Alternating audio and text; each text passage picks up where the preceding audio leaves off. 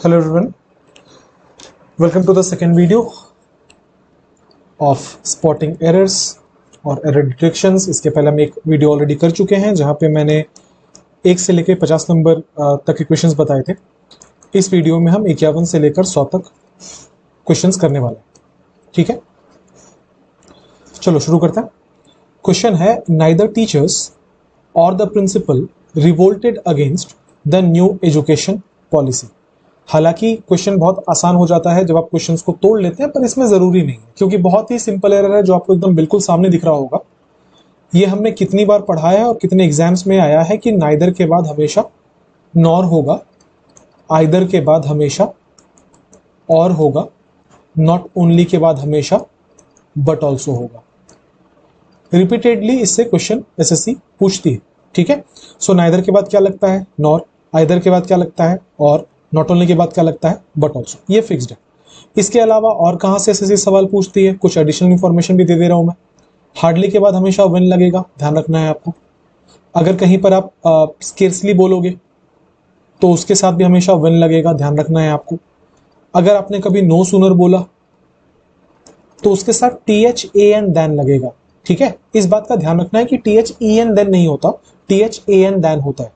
सो आपको इसको एक सीक्वेंस में याद कर लो। नाइदर के साथ नॉर होगा, इसको नीदर भी पढ़ते हैं। आइदर के साथ और होगा, उसको ईदर भी पढ़ते हैं। नॉट ओनली के साथ बट ऑल्सो होता है। हार्डली के साथ व्हेन का कॉम्बिनेशन बनेगा। स्केर्सली के साथ व्हेन, स्केर्सली के साथ व्हेन का ही बनेगा। नो सूनर के बाद देन का बनेगा। ठीक है, यहाँ पहला सवाल है जो कि एसएससी यहां से पूछती है। मैं एडिशनल इंफॉर्मेशन हर क्वेश्चन में देता चलूंगा। अब देखो दूसरा इंफॉर्मेशन जहां से एसएससी इसी पैटर्न पे एक और सवाल बनाती है। वो क्या है कि जब भी किसी दो सब्जेक्ट को आप इन तीनों में से किसी भी कॉम्बिनेशन से जोड़ोगे, मतलब कौन कौन से कॉम्बिनेशन से?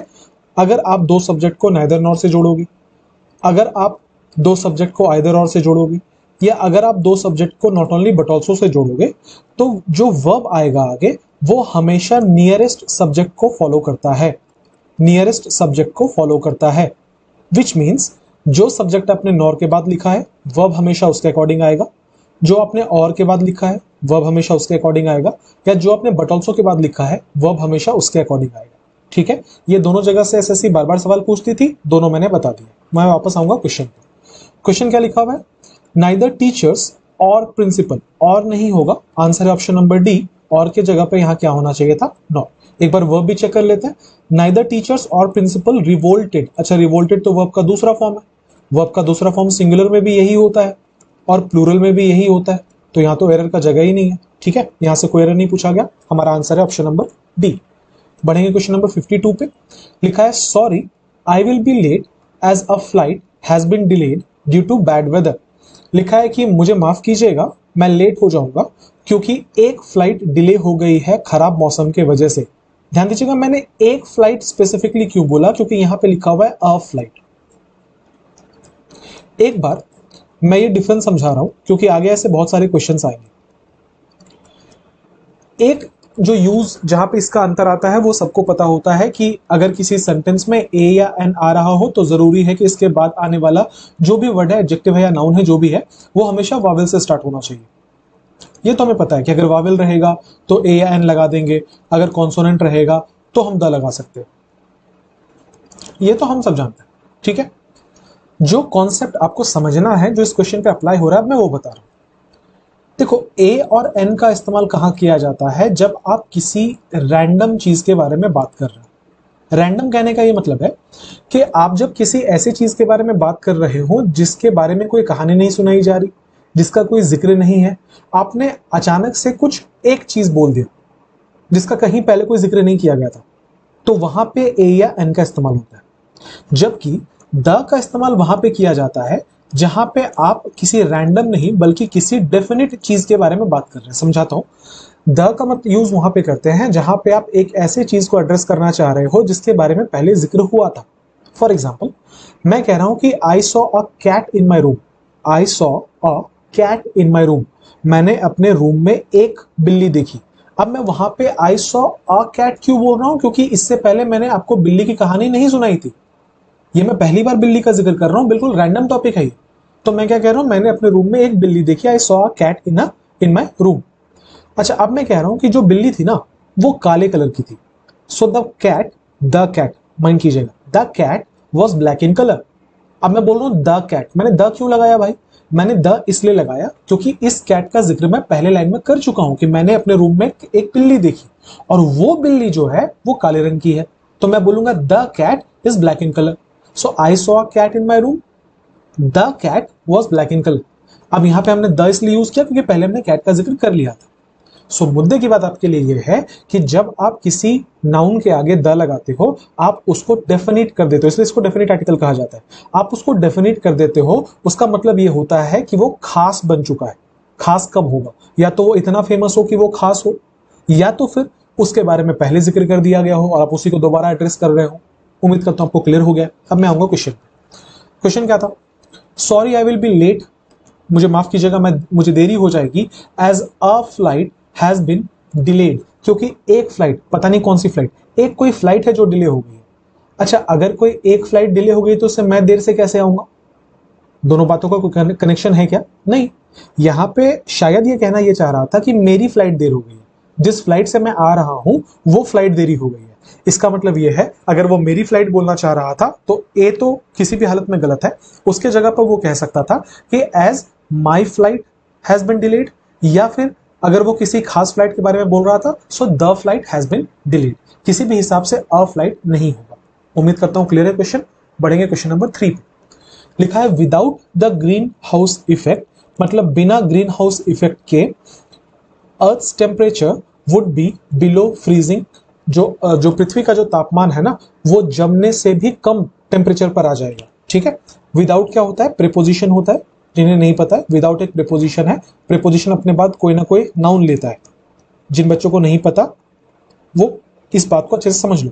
किसी भी सेंटेंस में आप जब कोई प्रीपोजिशन यूज करते हो तो उसके बाद हमेशा एक ऑब्जेक्ट आता है। ठीक है। इंग्लिश में ऑब्जेक्ट और सब्जेक्ट ये बनने का हक केवल और केवल दो पार्ट्स ऑफ स्पीच को दिया गया है। एक नाउन को दिया गया है और दूसरा प्रोनाउन को दिया गया है। तो आगे आने वाले कोर्स में जब भी मैं सब्जेक्ट बोलूं या जब भी मैं ऑब्जेक्ट बोलूं तो आपके दिमाग में तुरंत आना चाहिए कि या तो वो एक नाउन होगा या तो वो एक प्रोनाउन होगा।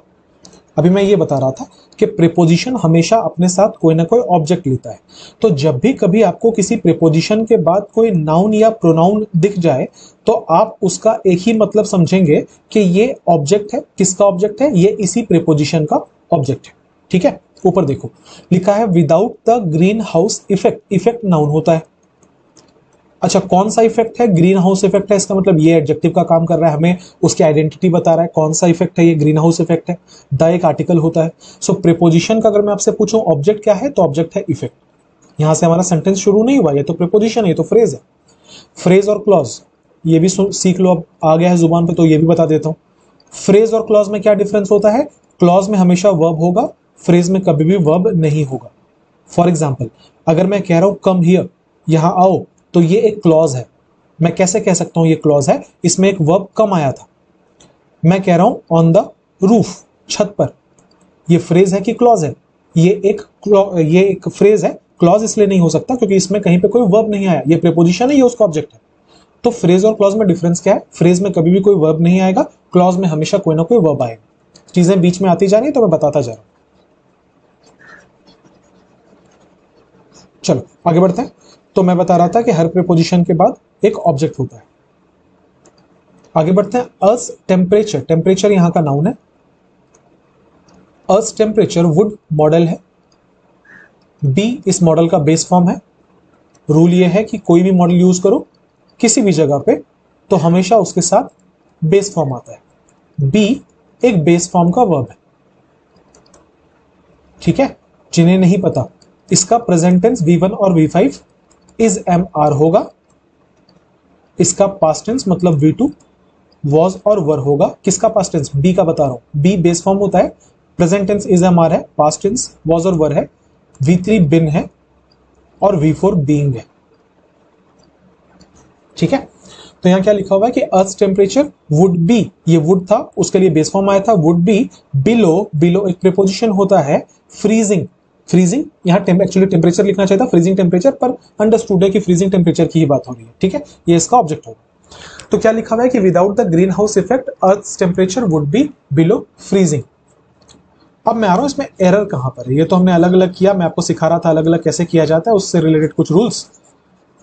एरर समझ लेते हैं। क्या लिखा हुआ है, अर्थ्स टेम्परेचर, ठीक है, अर्थ्स टेम्परेचर। एक बात बताओ, क्या इस एस में और इस एस में कोई डिफरेंस समझते हो आप? बहुत डिफरेंस है। क्या डिफरेंस समझना, जब आप इस एस का इस्तेमाल करते हो किसी नाउन के साथ जिसमें अपोस्ट्रोफी नहीं लगा, तो आप उसको प्लूरल करने के लिए यूज करते हो।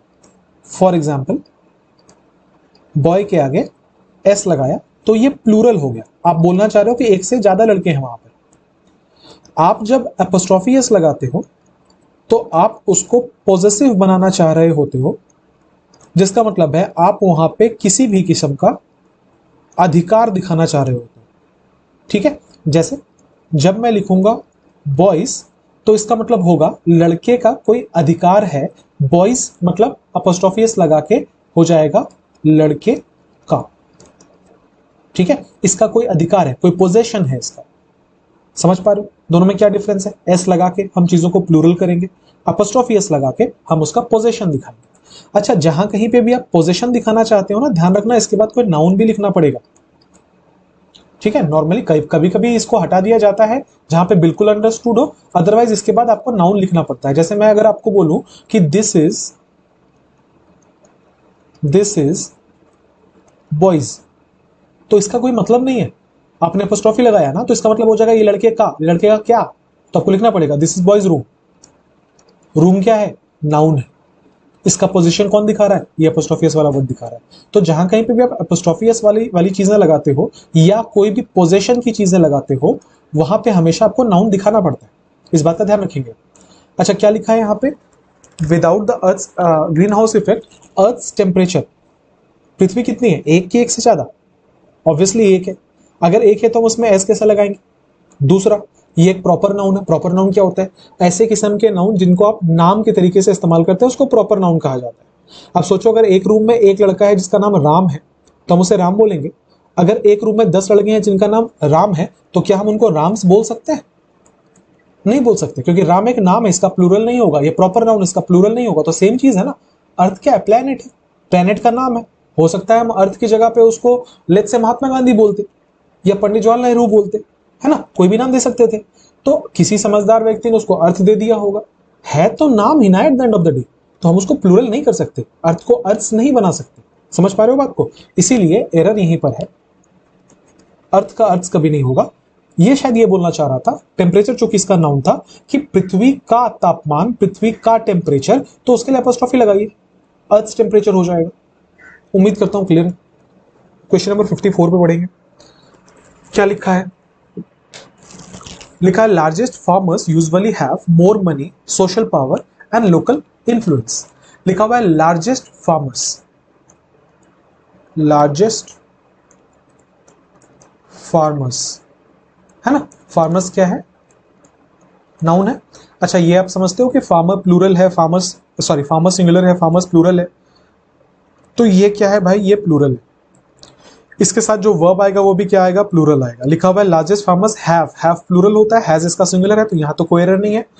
Largest farmers usually have more, क्या ज्यादा क्या होता है इनके पास, पैसा होता है, सोशल पावर होता है, लोकल इन्फ्लुएंस होता है। एरर कहां पर है, फार्मर्स कैसे हैं?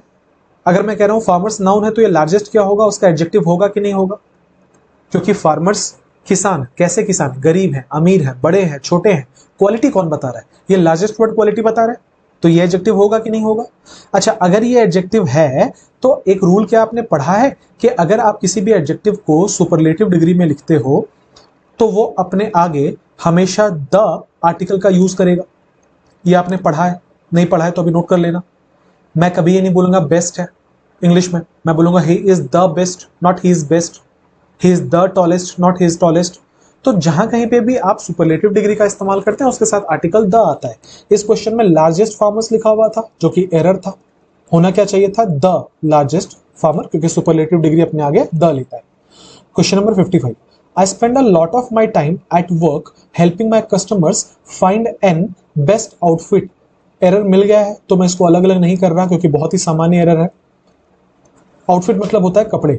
लिखा हुआ है कि मैं बहुत वक्त गुजारता हूँ काम पे ताकि मैं मदद कर सकूं अपने कस्टमर्स को किसमें, सबसे अच्छा आउटफिट चुनने में। लिखा है एन बेस्ट आउटफिट। अभी थोड़ी देर पहले मैंने आपको एक कॉन्सेप्ट समझाया था कि ए और एन का इस्तेमाल वहां किया जाता है जहां पे इसके बाद आने वाला वर्ड किसी वावेल के साउंड से स्टार्ट हो। क्या बेस्ट वावेल का साउंड है? जहां तक मेरी जानकारी है ए ई आई ओ यू वाला साउंड को वावेल कहते हैं, बी वाले साउंड को नहीं। इसका मतलब यहाँ पे एन नहीं होना चाहिए। कौन सा पार्ट में एरर होगा? डी में एन हटा के वहां पे अ भी नहीं होगा। देखो अभी मैं खुद एरर कर रहा हूं, अ नहीं होगा ना, अभी सिखाया ना। ये सुपरलेटिव है ना बेस्ट, तो क्या लगेगा? द लगेगा।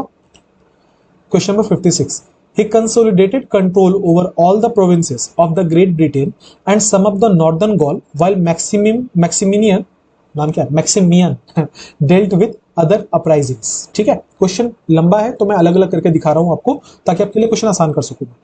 ये सब्जेक्ट है ही कंसोलिडेटेड। कंसोलिडेट का मतलब देखो दो तरीके से इसका मीनिंग हो सकता है।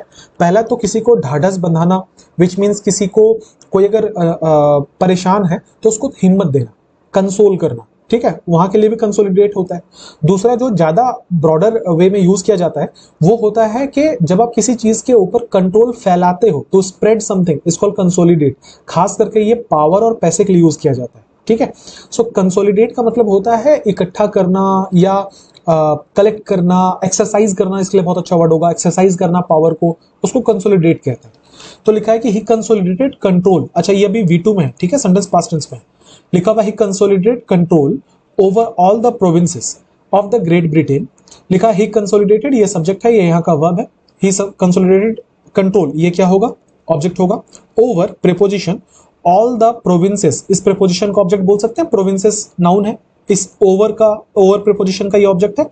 Of the Great Britain, of preposition है, ये उसका ऑब्जेक्ट है। एंड कंजंक्शन होता है जो दो चीजों को जोड़ने के काम में आता है। सम ऑफ द नॉर्दर्न गॉल, और किस चीज को कंसोलिडेट कर रहा है ये? सम ऑफ द नॉर्दर्न गॉल, मतलब ये कुछ हिस्से, प्रोविंसेस मतलब इलाके, ये कुछ इलाकों के ऊपर इसने अपना कंट्रोल जमाया है, ग्रेट ब्रिटेन के और नॉर्दर्न गॉल के। वाइल, जबकि मैक्सिमियन किसी का नाम है, जैसे कि यहां से लेकर यहां तक एक क्लॉज था, यहां से दूसरा क्लॉज स्टार्ट हुआ है। मैक्सिमियन सब्जेक्ट है, डेल्ट वर्ब का दूसरा फॉर्म है, डील का पास्ट डेल्ट होता है, दूसरा फॉर्म है, पास्ट टेंस है। विथ प्रीपोजिशन, ये उसका ऑब्जेक्ट। हमने सेंटेंस को अलग अलग कर लिया। सबसे पहले दिमाग, जब भी कोई लंबा क्वेश्चन हो ना तो थोड़ा सा ध्यान रखना, मोर ऑफन देन नॉट उसमें टेंस का एरर होता है। ये मैं सबके लिए लागू नहीं करूंगा, पर बहुत सारे केसेस मैंने ऑब्जर्व किया है कि टेंस का एरर ज्यादा पूछता है जब लंबा सवाल हो। तो इसमें एक बार टेंस चेक कर लो तो कंसोलिडेटेड वर्ब का दूसरा फॉर्म है। एक क्लॉज तो यहां लाके हमने खत्म किया था, दूसरा क्लॉज यहां से स्टार्ट होता, डेल्ट भी वर्ब का दूसरा फॉर्म है। तो टेंस में तो कोई एरर नहीं है। अगर यहां प्रेजेंट टेंस दिया होता तो हम उसको एरर मान सकते थे, वहां तो कोई एरर नहीं है। तो एरर कहां पर है? हमने अलग अलग भी कर लिया है। लिखा है consolidated control over all the provinces of the Great Britain. Class 3-4 में हमें यह पढ़ाया गया था। चैप्टर का नाम था आर्टिकल। आपने जहां से भी ग्रामर पढ़ा है, आपके सर ने पढ़ाया होगा, मैम ने पढ़ाया होगा। हमें यह पढ़ाया गया है किसी भी प्रॉपर नाउन के आगे हम द का इस्तेमाल नहीं करते हैं। राइट? अगर मैं क्यूइंग नाम बोल रहा हूं अपने प्लेटफॉर्म का, तो चूंकि प्रॉपर नाउन है, मैं इसके आगे द लगा के द क्यूइंग नहीं बोल सकता। राइट? किसी भी प्रॉपर नाउन के आगे द का इस्तेमाल नहीं किया जाता है। फिर आप बोलेंगे सर यूनाइटेड स्टेट्स के आगे किया जाता है, पर इंडिया के आगे तो नहीं किया जाता। बात यह है, यूनाइटेड स्टेट्स एक कलेक्शन है, बहुत सारे डिफरेंट प्रोविंसेस बोल लो, कंट्री बोल लो, जो भी बोल लो, इस वजह से उसके आगे द लगाया जाता है। यूनाइटेड किंगडम के अंदर 4 कंट्रीज हैं डिफरेंट, इसलिए उनके आगे द लगाया जाता है। पर आप कभी भी द इंडिया नहीं सुनोगे, the Bangladesh, the Pakistan, the Sri Lanka कभी नहीं सुनोगे। इसका मतलब यह है किसी भी कंट्री के नाम के आगे द नहीं लगाया जाता। ग्रेट ब्रिटेन एक कंट्री है जिसको हम अभी इंग्लैंड के नाम से जानते हैं, उसके आगे द नहीं लग सकता। ये एक प्रॉपर नाउन है। आंसर कौन सा होगा? Option number D. 57 लिखा है the Gryffindors troop back up to the castle, none of them talking, it have been another long day. देख लेते हैं इसमें एरर कहां पर है, पहले अलग अलग कर ले। लिखा है द ग्राइफिंडोर्स, ये नाम लग रहा है किसी का, मतलब एक कम्युनिटी का नाम लग रहा है मुझे। ट्रूप बैक, ये ट्रूप बैक एक फ्रेजल वर्ब होता है जिसका मतलब होता है वापस लौटना, झुंड में वापस लौटना, झुंड में वापस लौटना, which means to come back in a group. To come back in a group is called to back. ठीक है, तो जो ग्राइफिंडर्स थे वो लोग वापस आ गए ग्रुप में, झुंड बना के एक टोली बनाकर वो वापस आ गए अप टू द कासल। ठीक है, और वो लोग कहां तक पहुंचे? कासल तक पहुंचे वो लोग। नन ऑफ देम टॉकिंग, उनमें से कोई भी बात नहीं कर रहा था। ये ध्यान रखना, नन का इस्तेमाल दो से ज्यादा के लिए किया जाता है, नाइदर का इस्तेमाल दो के लिए किया जाता है। इससे बहुत सवाल तो अभी तक नहीं बने, पर है चीज तो जान लो, क्या पता कभी पूछ ले। नाइदर का इस्तेमाल दो के लिए होता है, नन का इस्तेमाल दो से ज्यादा के लिए होता है। ठीक है, इस बात का आप ध्यान रखेंगे। लिखा हुआ है none of them talking, it have been another long day, हमें एरर मिल गया है। लिखा है इट हैव बीन, हम ये बात समझते हैं कि हैज का इस्तेमाल सिंगुलर के लिए होता है और हैव का इस्तेमाल प्लूरल के लिए होता है। क्या यूज करना है ये डिपेंड करता है हमारे सेंटेंस के स्ट्रक्चर पे कि सब्जेक्ट क्या लिखा है। लिखा है इट हैव बीन, इट क्या था? सब्जेक्ट था, यहाँ का सब्जेक्ट सिंगुलर था, तो वर्ब भी क्या होगा? सिंगुलर होगा। क्या यूज होना चाहिए? Has been. आंसर है ऑप्शन नंबर सी, हैव के जगह पे हैज होगा। It has been. अब ये बात उठी है तो एक और रूल बता दूं, इसके साथ हमेशा वर्ब का तीसरा फॉर्म आता है। हैज के बाद भी V3 होगा, हैव के बाद भी V3 होगा। Question number 58, he belted two huge sixers. Belted का मतलब होता है किसी को, क्रिकेट टर्मिनोलॉजी है। क्रिकेट का मतलब होता है जब किसी को आपने अगर कभी क्रिकेट में छक्का मारते देखा है और एकदम बुरी तरीके से अगर उसने शॉट खेला, बुरी तरीके से मतलब कि कैसे समझाऊं इसको, क्या शब्द, I am lacking that word. अगर किसी ने बहुत ही एग्रेसिवली किसी को छक्का मारा हो तो उसको बेल्टेड बोलते हैं, पूरी ताकत से, विथ फुल माइट अगर किसी को छक्का लगे तो उसको बेल्टेड कहा जाता है। तो क्या लिखा है कि he belted two huge sixers, he subject था, बेल्टेड उसका वर्ब था, पास्ट टेंस में है, टू ह्यूज सिक्सर्स यहाँ का ऑब्जेक्ट है। But 11 to get off the last two deliveries was a big ask, लेकिन ये जो 11 रन चाहिए थे लास्ट के दो डिलीवरीज में, ये बहुत बड़ी आस्क थी, ये बहुत बड़ी चाहत थी, कि मतलब ये नामुमकिन के बराबर था। ठीक है, सो लिखा है कि he belted two huge sixers but 11 to get off the last two. ये क्वेश्चन जिसके भी शिफ्ट में आया होगा ना, उन्होंने, अगर वो क्रिकेट नहीं देखते तो ये क्वेश्चन वो गलत करेंगे, क्योंकि इसमें आपको शायद कोई एरर नहीं दिखेगा, बट इसमें एरर है। क्या एरर है? खास करके मैं फिर से बोलूँ, क्रिकेट की टर्मिनोलॉजी है। जब किसी को कितने एक्स नंबर ऑफ बॉल में वाई रन चाहिए होते हैं ना, तो उसको गेट ऑफ OF वाला नहीं बोलते, उसको गेट ऑफ OFF वाला बोलते हैं। ठीक है, आप देखना बहुत बार जब आप कमेंट्री देख रहे होगे तो उसमें बोला जाता है to get this amount of runs off these deliveries. So वो गेट ऑफ में OFF है, OF नहीं है। तो एरर कौन सा है? ऑप्शन नंबर ए, OF नहीं होगा, इसके जगह पे OFF होगा। 59, the benefits of rebuilding healthy fertile soil are clear. लिखा है द बेनिफिट्स ऑफ, अलग अलग कर रहा हूं मैं, बेनिफिट्स यहां का नाउन है, ऑफ एक प्रेपोजिशन है, ये रीबिल्डिंग प्रेपोजिशन इसी प्रेपोजिशन का ऑब्जेक्ट है। ठीक है, rebuilding what? Healthy fertile soil, soil यहां का नाउन है, ये दोनों उसका एडजेक्टिव है। कैसा सॉइल है? फर्टाइल सॉइल है। कैसा सॉइल है? हेल्दी सॉइल है। ये क्या है? ये ऑब्जेक्ट का काम कर रहा है। कौन से वर्ड का ऑब्जेक्ट बना रहा है? ये रीबिल्ड का ऑब्जेक्ट बना रहा है। रीबिल्डिंग क्या है? रीबिल्डिंग जेरेंट है। समझना बात को, जेरेंट क्या होता है? जब भी आप किसी वर्ब के आगे ING लगा के उससे नाउन का काम कराने लगो तो उसको जेरेंट कहा जाता है। अभी मैंने थोड़ी देर पहले आपको समझाया था कि ऑफ एक प्रीपोजिशन है, एक प्रीपोजिशन अपने आगे कोई ऑब्जेक्ट लेगा, ऑब्जेक्ट हमेशा नाउन या प्रोनाउन होना चाहिए। अब सेंटेंस की मजबूरी होती है बहुत बार कि वहां पे नाउन या प्रोनाउन ना देकर वहां पे कोई वर्ब दे दिया जाता है। ऐसे केस में बहुत सिंपल रूल है कि अगर आप किसी प्रीपोजिशन के बाद कोई वर्ब लेकर आ रहे हैं तो वो वर्ब हमेशा ING फॉर्म में होगा। उसी ING फॉर्म को अब हम वर्ब नहीं बोलेंगे, हम उसे जेरेंट बोलेंगे। तो ये अंग्रेजों के निकाले हुए चोचले हैं, चीज वही है। बहुत सिंपल बात है कि जब किसी वर्ब के आगे ING लगा के उससे नाउन का काम कराने लगो तो उसको जेरेंट कहा जाता है। अब देखो, हमने इसका मतलब कह लो कि एक तरीके से धर्म बदल दिया, पर चीज तो वही है ना, है तो ये वर्ब ही। अच्छा, वर्ब अपने हमेशा अपने आगे ऑब्जेक्ट भी तो लेता है, तभी तो उसको ट्रांजिटिव इंट्रांजिटिव वर्ब बोलते हैं। तो ये जो रीबिल्डिंग व्हाट है, क्या क्या रीबिल्डिंग की बात हो रही है? हेल्दी फर्टाइल सॉइल, तो ये रीबिल्डिंग का ऑब्जेक्ट है। तो मैं सिंक में लेके आता हूं एक बार, ऑफ प्रीपोजिशन उसका ऑब्जेक्ट, इसका प्रीपोजिशनल ऑब्जेक्ट रिबिल्डिंग वर्ड है। रिबिल्डिंग चूंकि आधा वर्ब है आधा नाउन है, तो ये वर्ब का भी थोड़ा सा फीचर रखेगा, और एज अ रिजल्ट इसको भी एक ऑब्जेक्ट चाहिए। तो ऑब्जेक्ट क्या मिला? Healthy fertile soil. अब बोलेंगे सर ऑब्जेक्ट कैसे पता चला आपको? बहुत आसान है, व्हाट पूछो या whom पूछो, जो जवाब मिला वो ऑब्जेक्ट है। मैं आपसे बोलूं the benefits of rebuilding what, तो जवाब है the benefits of rebuilding healthy fertile soil, तो ये उसका ऑब्जेक्ट होगा। क्लियर है? अच्छा, अब अगर हम देखें, ये आर यहां पे लिखा हुआ है वर्ब। मैं अगर आपसे पूछूं कि इस आर वर्ब का सब्जेक्ट बताइए, तो कौन हो सकता है? क्या वो सॉइल है? नहीं, सॉइल नहीं हो सकता, क्योंकि अभी मैंने बोला कि ये ऑब्जेक्ट है, इसको भी मैंने बोला कि ये ऑब्जेक्ट, ये प्रीपोजिशन है, तो ये सब्जेक्ट नहीं हो सकता, ये सब्जेक्ट नहीं हो सकता क्योंकि ये ऑब्जेक्ट है, ये सब्जेक्ट नहीं हो सकता क्योंकि ये ऑब्जेक्ट है। तो सब्जेक्ट तो एक ही बच रहा है ना, कौन सा? बेनिफिट्स। बेनिफिट्स प्लूरल है या नहीं? अगर मैं बेनिफिट बोलता तो वो सिंगुलर होता, बेनिफिट्स लिखा हुआ है तो प्लूरल लिखा हुआ है। अच्छा, अगर ये प्लूरल है तो वर्ब भी क्या होगा? प्लूरल होगा। वर्ब में क्या लिखा हुआ है? आर, इसका मतलब ये भी प्लूरल, ये भी प्लूरल। आंसर कौन सा होगा?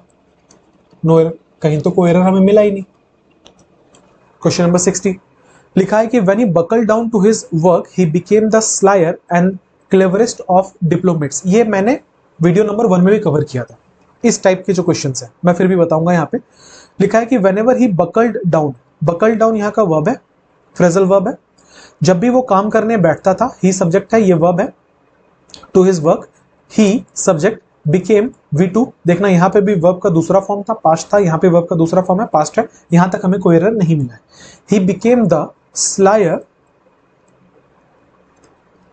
And cleverest. Slayer, sly word से बनकर आया है। स्लाई का मतलब क्या होता है? कनिंग, स्मार्ट जिसे कहा जाता है। हिंदी में अगर बोले तो धूर्त जिसे कहते हैं। ठीक है, क्या लिखा है? Slayer and cleverest of diplomats. एक क्वेश्चन दे रहा हूं, बताना सही है कि गलत है। लिखा है I am taller and smartest person. क्या ये क्वेश्चन सही है? आपका जवाब होगा नहीं। आपका रीजन होगा कि सर सुनने में अच्छा नहीं लग रहा। हम लोग सुनने में अच्छा लग रहा पे तो क्वेश्चन नहीं बनाएंगे ना। तो देखते हैं इसमें एरर क्या है। यहाँ पे अपना टॉलर लिखा है जो कि कंपैरेटिव डिग्री है, यहाँ पे अपने स्मार्टेस्ट लिखा है जो कि सुपरलेटिव डिग्री है। ऐसा नहीं हो सकता। जब भी आप, थ्योरी ऑफ पैरेललिज्म ये कहती है कि जब भी आप किसी एक नाउन के लिए डिफरेंट डिफरेंट एडजेक्टिव्स लगा रहे हो, तो वो एडजेक्टिव्स हमेशा सेम डिग्री में होने चाहिए। अगर आप टॉलर लिखना चाहते हो तो दोनों को फिर कंपैरेटिव में रखो, टॉलर एंड स्मार्टर बोलो। अगर आप सुपरलेटिव रखना चाहते हो तो टॉलेस्ट एंड स्मार्टेस्ट बोलो। किसी भी हिसाब से स्लाई का कंपैरेटिव जो कि है स्लायर, स्लायर कंपैरेटिव में और क्लेवरेस्ट सुपरलेटिव में नहीं हो सकता। राइट? तो इस क्वेश्चन को हमें सुधारना पड़ेगा। कैसे सुधार सकते हैं? या तो हम दोनों को स्लायर और क्लेवरर बना दें, या तो फिर हम क्लेवरेस्ट छोड़ दें, इसको स्लाइस्ट बना दें। क्या कहता है कॉमन सेंस? देखो, अगर आप इसको स्लायर और क्लेवरर बनाओगे तो आगे फिर हमें दैन लगा के ये भी तो बोलना पड़ेगा कि हम किससे कंपेयर कर रहे हैं। वो तो हमें कहीं नहीं दिया हुआ। दूसरा, यहां पे आपको दिख रहा होगा कि द का इस्तेमाल किया गया है। इसी वीडियो में थोड़ी देर पहले मैंने समझाया था कि द के बाद हमेशा कौन सी डिग्री आती है? Superlative degree. तो ये तो आपको हिंट कर रहा है भाई कि यहां पे सुपरलेटिव डिग्री लगा दो। तो एरर कौन से पार्ट में होगा? बी पार्ट में। हम स्लायर नहीं लिखेंगे, हम स्लाइस्ट लिखेंगे। क्वेश्चन नंबर 61 लिखा है कि अनअडल्टरेटेड, अडल्टरेटेड का मतलब होता है कोई ऐसी चीज जिसमें जो गंदगी से भरी हुई हो या जिसमें मिक्सचर किया गया हो गलत चीजों का। तो लिखा है कि अनअडल्टरेटेड एंड अनअबैस्ड। अबैस्ड मतलब होता है शर्मिंदगी। तो बिल्कुल भी जिसमें मिक्स ना हो और बिल्कुल भी जिसमें शर्म ना हो। अनअडल्टरेटेड एंड अनअबैस्ड वर्ब, ये एंड से जुड़ा हुआ है, ये सब्जेक्ट नंबर 1 है, ये सब्जेक्ट नंबर 2 है, तो ये प्लूरल हो गया। यहाँ पे वर लगेगा, वर लगा हुआ है, कोई एरर नहीं है। वर, द टू वर्ड्स, कोई एरर नहीं है। दैट द जज यूज, लिखा है दैट द जज use to define his performance. ठीक है, एरर आपको मिल गया होगा। सुधारा क्या है, मुझमें उसमें बड़ी दिलचस्पी है। यहां क्या लिखा हुआ था? वर, ये पास्ट टेंस में। यहां क्या लिखा हुआ था? यूज, ये प्रेजेंट टेंस में।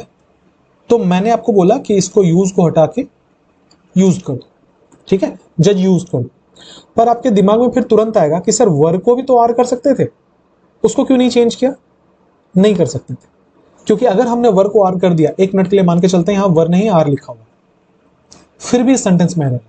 क्या एरर है? आपने अगर सेंटेंस को पूरा प्रेजेंट टेंस में भी रखा, ये जज बताना सिंगुलर है या प्लूरल है। जहां तक मुझे समझ में आता है ये सिंगुलर है। अगर ये सिंगुलर है तो इसका जो वर्ब होगा वो भी तो सिंगुलर होगा, तो यूजेस होगा कि नहीं होगा। तो अगर आप प्रेजेंट टेंस में रखोगे तो यहां भी एरर होगा, हमें वर्ब को आर करना पड़ेगा, यूज को यूजेस करना पड़ेगा, गलत होगा कि नहीं होगा। इसीलिए हम क्या करेंगे, पूरे के पूरे सेंटेंस को पास्ट टेंस में रखेंगे, यूज के जगह पे यूज कर लेंगे। ठीक है, एरर है ऑप्शन नंबर बी। 62 पे आते हैं। हर evaluation will give me a best, already मैं बता चुका हूं, बेस्ट सुपरलेटिव डिग्री है तो इसके साथ हमेशा द का इस्तेमाल किया जाएगा, अ बेस्ट नहीं होगा, द बेस्ट होगा। रीजन इसी वीडियो में है तो मैं इस पे ज्यादा टाइम नहीं दूंगा। Question number 63, before he could devote many more thought to the matter, Pranav had stepped up to him. लिखा हुआ है कि वो और समय अगर दे सकता उसके पहले, प्रणव जो है वो आ गया, मतलब प्रणव अंदर आ गया। Before he could devote many more thought to the matter, वो और कुछ सोच सकता मैटर के बारे में, उससे पहले प्रणव अंदर आ गए। अब मुझे पता है जो 200 बच्चे ये वीडियो देख रहे हैं ना, उनमें से 100 110 का दिमाग कैसे घूमेगा। दिमाग उनका ये चलेगा कि यहाँ पे पास्ट की 2 घटनाओं का जिक्र हो रहा है, क्योंकि इसमें बिफोर का इस्तेमाल किया गया है, तो पहली घटना में हैड लगाएंगे, दूसरी घटना में V2 लगाएंगे, या ऐसे बोलो कि जो पहले हुआ उसमें V2 लगेगा, जो सॉरी हैड लगेगा, और जो बाद में उसमें V2 लगेगा। दिमाग ऐसे काम करेगा। और वो क्या देखेंगे, यहाँ पे हैड लगा हुआ है तो हम यहाँ पे कुड डिवोट पटा के डिवोटेड कर देंगे। देखो रट के पढ़ने की का यही प्रॉब्लम है। आपने किसी भी किताब से या किसी भी नोट से ये रट लिया कि जहां कहीं पे भी ये वाला स्ट्रक्चर दिया होगा कि बिफोर आफ्टर होगा, एक जगह हैड होगा, दूसरी जगह पे हम V2 लगा देंगे। ऐसा हमेशा थोड़ी होता है यार। आपको सेंटेंस का मीनिंग भी तो समझना पड़ेगा एक बार। वहां पे ये थोड़ी दिया हुआ था कि उसने सोचा, यहाँ पे ये लिखा है वो सोच सकता था। सोचने की आजादी है ना उसको, तो वो सोच सकता था कि इससे पहले कि वो कुछ और सोच सकता, प्रणव आ गया। ये सेंटेंस का मीनिंग नहीं है कि इससे पहले उसने कुछ और सोचा, प्रणव आ गया। अब देखो हिंदी में भी इन दोनों सेंटेंस में कोई गलती नहीं है, इंग्लिश में इन दोनों सेंटेंस में कोई गलती नहीं है। डिवोटेड कर दोगे तो भी सही है, कुड डिवोट है तो भी सही है। अच्छा, हमें तो एरर ढूंढने को बोला गया, जब ये सही है तो हम इसको कैसे हटा सकते? नहीं हटा सकते, इसका भी मीनिंग बन रहा है। तो ये वाला एरर नहीं है यहाँ पे। आगे बढ़ते हैं, फिर ये एरर नहीं तो क्या एरर है। ही सब्जेक्ट था, उसके लिए कुड आया, कुड के बाद मॉडल है, बेस फॉर्म डिवोट लगेगा, यहाँ कोई एरर नहीं है। मैनी मोर थॉट, पूरा लिख देता हूं, लिखा है मैनी मोर थॉट। अब देखो जो थॉट वर्ड है ना, इसका 2 मीनिंग बनता है। या तो आप इसको सोच बोलते हो, या तो आप इसको विचार मतलब आइडिया वाला सेंस में यूज करते हो। हिंदी पे मत जाना। एक थॉट का मतलब होता है जब आप कुछ सोच रहे हो, एक थॉट का मतलब होता है जब आप किसी आइडिया के बारे में बात करना चाह रहे हो, राइट। यहां पे क्या लिखा हुआ था कि before he could devote many more thought to the matter, वो उस मैटर पे और आइडिया लगा पाता या वो उस मैटर पे और सोच पाता। ऑब्वियसली कॉमन सेंस कहता है कि वो उस मैटर पे और सोच सकता था, उसके पहले ही प्रणव आ गया। तो यहां पे सोच वाली बात थी, यहां पे आइडिया वाली बात नहीं थी। मैंने क्यों अलग अलग करके बताया, क्योंकि अगर ये आइडिया वाली बात होती तो हम थॉट को प्लूरल बना के थॉट्स कर सकते थे, क्योंकि आइडियाज एक से ज्यादा हो सकते हैं। लेकिन क्या आपने कभी सोच को काउंट किया है? ये भाई साहब अनकाउंटेबल चीज है, अनकाउंटेबल चीज है। मैं समझाना ये चाह रहा हूं कि यहां पे मैनी देख के, क्योंकि मैनी का मतलब होता है एक से ज्यादा, मैनी बॉयज बोलते हैं, मैनी गर्ल्स बोलते हैं, सो मैनी देख के यहां थॉट को थॉट्स मत कर देना। ये बहुत अच्छा सवाल है, आपको सोचने में मजबूर करेगा ये। यहां पे थॉट का क्या मीनिंग उठाया गया था? यहां पे थॉट का मीनिंग उठाया गया था सोचने वाला, आइडिया वाला नहीं। इसी वजह से हम यहां थॉट को थॉट्स नहीं कर सकते, वरना हम एक और एरर कमिट कर जाएंगे इस सेंटेंस में कि अनकाउंटेबल चीज को हम काउंटेबल बना देंगे। तो ये तो एरर नहीं है। फिर आपको थॉट्स क्यों लग रहा था? मैनी को देख के। इसका मतलब ये गलत है। मैनी का इस्तेमाल कहां किया जाता है? जहां पे आप काउंटेबल नाउन के बारे में बात करते हैं, उसके साथ मैनी लगता है। अभी फिलहाल हम थॉट जब बोल रहे हैं तो अनकाउंटेबल चीज है, उसके लिए भाई मच आता है, मैनी नहीं। तो आंसर क्या होगा? ऑप्शन नंबर ए, मैनी को हटा के उसके जगह पे मच लगेगा। Question number 64, the government has a rudimentary plan. ठीक है, लिखा हुआ है the government has a rudimentary plan. Rudimentary का मतलब क्या होता है? ऐसी कोई चीज जो कि यू कैन से कि अब पुरानी हो चुकी है। ठीक है, एक टर्म हिंदी में यूज होता है, बहुत सारे नॉन हिंदी स्पीकर्स हैं, आपको शायद ना समझ में आए, जिसको हम कहते हैं तकियानुसी बातें। ठीक है, समझाता हूं। ऐसे कोई रूल्स रेगुलेशंस जो पहले के टाइम पे, मतलब आज से 100 साल पहले जो चीजें रिलेवेंट थी पर अब नहीं है, पुरानी सोच, उसको रूडिमेंट्री कहा जाता है। राइट, लिखा है the government had a rudimentary plan for an ecosystem. लिखा है गवर्नमेंट के पास ना एक रूडिमेंट्री प्लान था इकोसिस्टम को लेके, फॉर डिफेंस स्टार्टअप से related, to fast forward innovation, ताकि वो इनोवेशन को फास्ट फॉरवर्ड कर सके। हमें हमारा एरर मिल चुका है, बहुत ही साधारण एरर। गवर्नमेंट यहां का सब्जेक्ट था जो कि सिंगुलर था। अगर ये सिंगुलर है तो इसके साथ जो वर्ब आएगा वो भी सिंगुलर होगा। हम सब जानते हैं हैज सिंगुलर होता है और हैव प्लूरल होता है। तो एरर कौन से पार्ट में होगा? एरर होगा कौन से पार्ट में भाई? ऑप्शन नंबर सी में, हैव के जगह पे हैज होगा। Question number 65, 1-to-1 interaction with parents is known to be important. Known is V1। ठीक है, बहुत इंपॉर्टेंट बात बता रहा हूं, ध्यान से सुनना। कभी भी आप किसी सेंटेंस में किसी भी हेल्पिंग वर्ब के बाद आप उसमें इज, एम, आर, वॉज, वर सबको रख लो। V1 का, V2 का या V5 का इस्तेमाल नहीं होता है, कभी नहीं होता। मैं ये कभी नहीं कह सकता कि आई एम टीच, ये गलत है। कभी सोचा है कि इस तरीके से क्यों नहीं बोला जाता?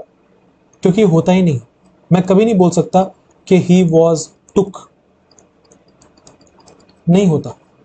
ये वर्ब का पहला फॉर्म है, ये वर्ब का दूसरा फॉर्म है। आप इसको इज, एम, आर, वॉज, वर के साथ यूज नहीं कर सकते। ध्यान आपको ये रखना है, किसी भी सेंटेंस में अगर ये स्ट्रक्चर मिले तो या तो वहां V3 होगा या तो वहां पे V4 होगा। अगर V4 होगा तो ये कॉन्टिन्यूअस का स्ट्रक्चर होगा, अगर V3 होगा तो ये पैसिव वॉइस में होगा। ठीक है, अगर V4 होगा तो कॉन्टिन्यूअस का स्ट्रक्चर होगा, अगर V3 होगा तो पैसिव वॉइस में होगा। अब आता हूं मैं सवाल पे, क्या लिखा हुआ था? 1-to-1 interaction with parents is known, लिखा हुआ है इज नो। भैया नो तो V1 है, इस के साथ कैसे आएगा? गलत है या नहीं है? आंसर कौन सा है? Option number A. अब सुधार कर क्या होगा वो भी देख लेते हैं। या तो आप नो का नोइंग करो, अभी मैंने यहां समझाया, या तो V3 लगेगा या तो V4 लगेगा, या तो आप नोइंग करो या तो नोन करो, डिपेंड करता है आप क्या यूज करना चाहते हो। नो का नोइंग ऐसे भी नहीं होता क्योंकि वो एक स्टेट है, कोई एक्शन नहीं है, तो नोन ही ऑप्शन बचता है। आंसर क्या हो जाएगा? नोन। सेंटेंस ऐसे भी पैसिव वॉइस में था क्योंकि 1-on-1 इंटरेक्शन जो पेरेंट्स के साथ है उसे जाना जाता है, वो किसी को नहीं जानता। जब आपका सब्जेक्ट काम करेगा तो उसे एक्टिव वॉइस कहते हैं, सब्जेक्ट पर काम होगा तो उसे पैसिव वॉइस बोलेंगे। यहाँ का सब्जेक्ट क्या था? 1-to-1 interaction. 1-to-1 इंटरेक्शन जो है उसे जाना जाता है, वो किसी को नहीं जानता। वो कोई इंसान थोड़ी किसी को जानेगा, उसे जाना जाता है, मतलब जानने का काम उसके ऊपर हो रहा है। तो सेंटेंस पैसिव वॉइस में है, पैसिव वॉइस में वर्ब हमेशा तीसरे फॉर्म में होता है, सो नो के जगह पे नोन होगा। क्वेश्चन नंबर 66 पे पढ़ेंगे। लिखा है do not be put off by the mathematical equation. ये मैं पहले आई थिंक मेरे यूट्यूब वीडियो में मैंने बताया है एक बार, अभी मैं दोबारा दोहरा दे रहा हूं। पुट ऑफ कुछ नहीं होता। अगर आप कोई फ्रेजल वर्ब यूज करना चाहते हैं तो आप वहां पे पुट ऑफ यूज कीजिए। पुट ऑफ का मतलब होता है to be disappointed, to be disappointed. ठीक है, टर्न ऑफ जिसे कहते हैं ना, this is such a turn off, उसको बोलते हैं पुट ऑफ। तो लिखा हुआ है do not be put off by the mathematical equation because this is really not very complicated. लिखा हुआ है कि आप डिसअपॉइंट मत होइए, आप निराश मत होइए मैथमेटिकल इक्वेशन को देख के, क्योंकि ये उतना कॉम्प्लिकेटेड भी नहीं है। एरर हमें मिल गया है, एरर कौन से पार्ट में? ऑप्शन नंबर ए में। ठीक है, अभी जो मैंने बोला वो मैं मैंने यहाँ पे लिख दिया। पुट ऑफ का मतलब क्या होता है? टू पोस्टपोन और डिले समथिंग, या टू डिस्करेज और repel something from doing something. किसी को डिस्करेज करना, किसी को रोकना, या जिसको ना मूड ऑफ हो जाना, उसको पुट ऑफ कहते हैं। ठीक है, पढ़ लेना बाद में इसको। क्वेश्चन नंबर 67 देखेंगे। लिखा हुआ है कि our passage across the Arabian Sea was smooth as the most timid of navigators could desire. Our passage across the Arabian Sea, across एक प्रीपोजिशन है तो ये अरेबियन सी उसका ऑब्जेक्ट होगा। वॉज, अगर मैं आपको बोलूं कि ये वॉज जो है ये लिंकिंग वर्ब है तो इसका सब्जेक्ट कौन होगा? इसका सब्जेक्ट होगा आवर पैसेज, क्योंकि ये तो प्रीपोजिशन उसका ऑब्जेक्ट था, ये तो सब्जेक्ट बन ही नहीं सकता। तो सब्जेक्ट कौन था? पैसेज। लिखा हुआ है आवर पैसेज वॉज स्मूथ, हमारा जो पैसेज था वो बहुत स्मूथ था। एज द मोस्ट टिमिड, अच्छा मोस्ट सुपरलेटिव डिग्री, उसके पहले द आना चाहिए, आया है।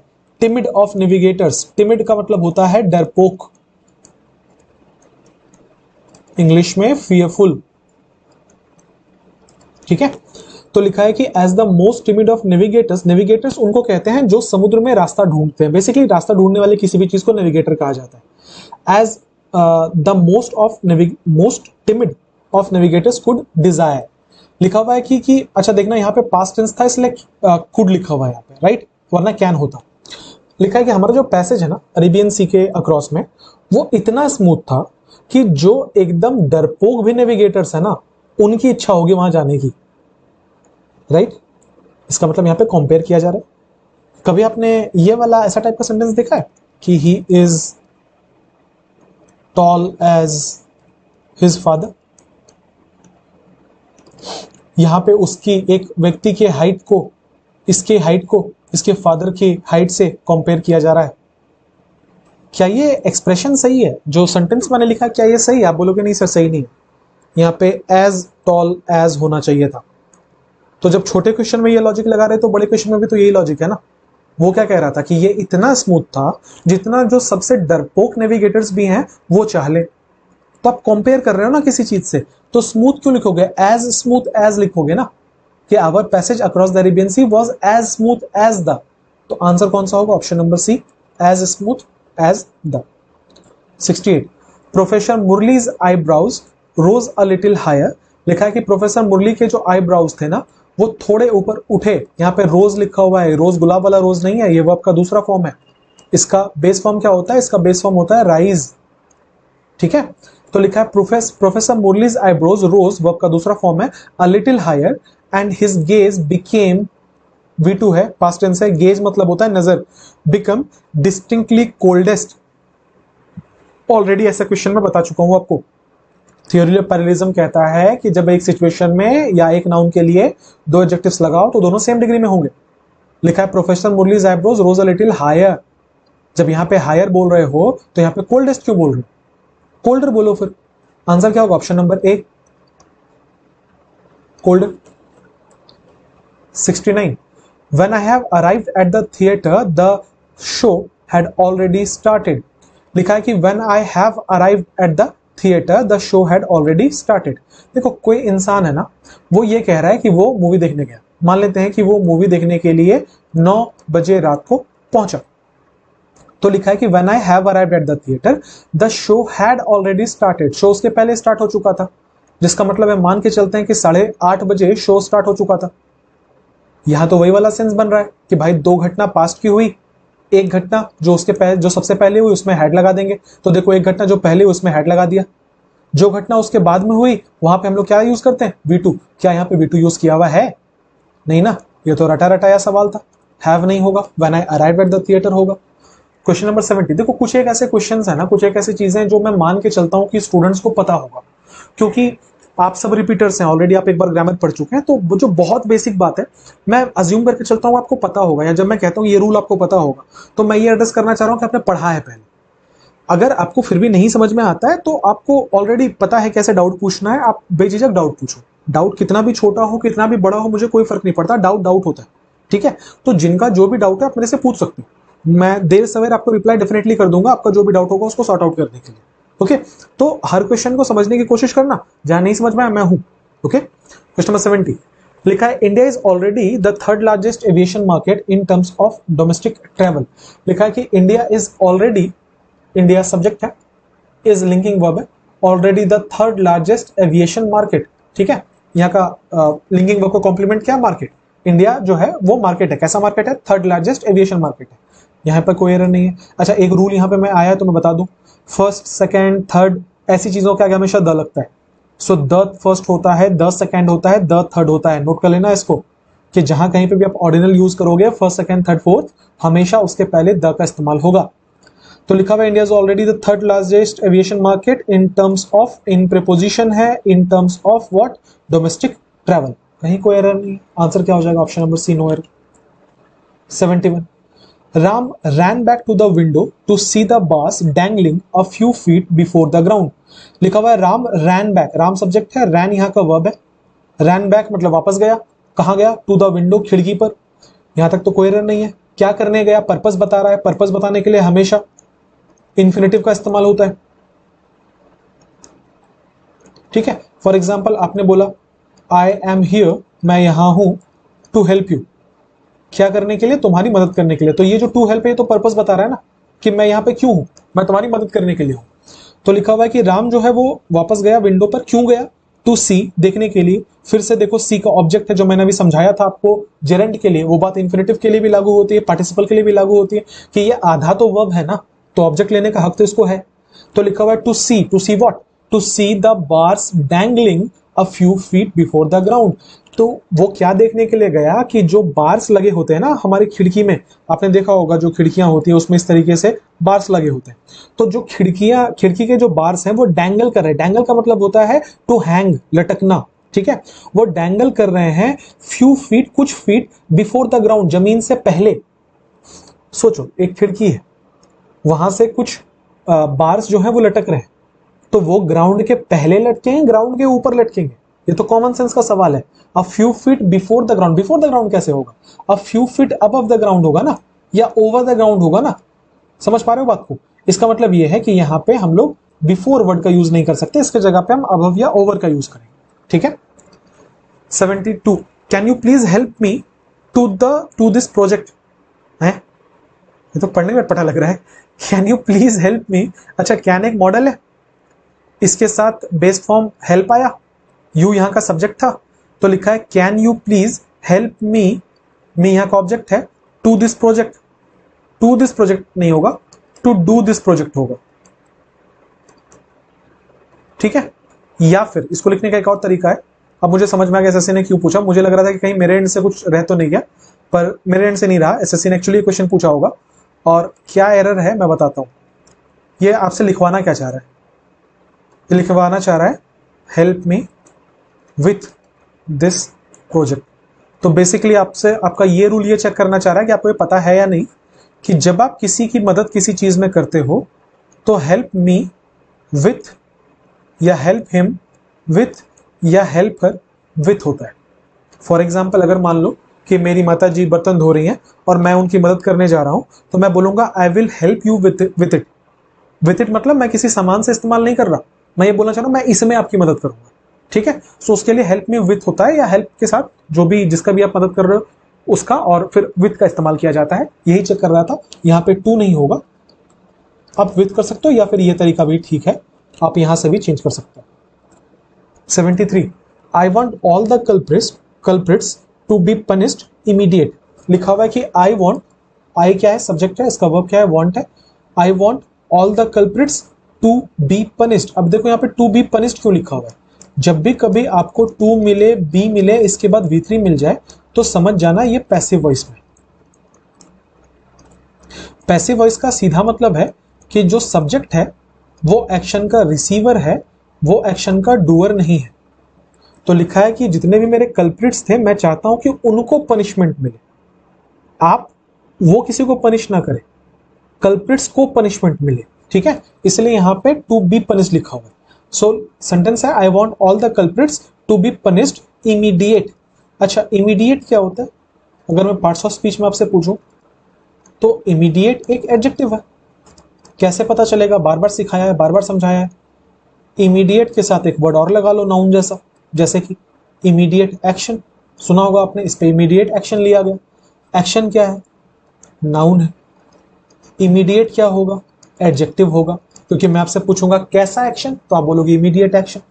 तो जो भी वर्ड नाउन या प्रोनाउन को क्वालिफाई करने के लिए आता है उसको तो एडजेक्टिव बोलते हैं। इसका मतलब ये जो इमीडिएट वर्ड है ये वाला तो एडजेक्टिव है। अब हम ये देखेंगे कि सेंटेंस में क्या इसकी एडजेक्टिव की रिक्वायरमेंट थी। लिखा हुआ है I want all the culprits to be punished immediate.